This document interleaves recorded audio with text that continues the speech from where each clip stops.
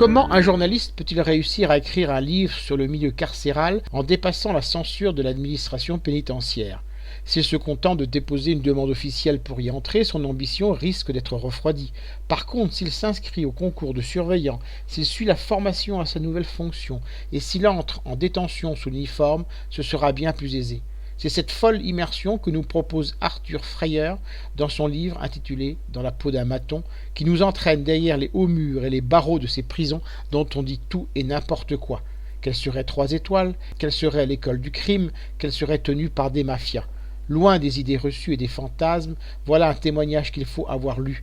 Ici, pas de fioritures ni de langue de bois, pas de plaidoyer idéologique ni de discours officiel, juste une réalité brutale, réaliste et concrète. Un quotidien décrit avec minutie, précision et réalisme.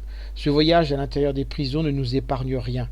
Il n'est là ni pour se montrer complaisant, ni pour se faire accusateur. On y trouve le pire comme le meilleur, et surtout l'essentiel, le réel d'un enfermement qui était désigné en 2000 par le Sénat comme une humiliation pour la République. 10 ans plus tard, ce livre montre que rien n'a vraiment changé, et si le niveau des droits de l'homme dans un pays donné se mesurait à l'état de ses prisons.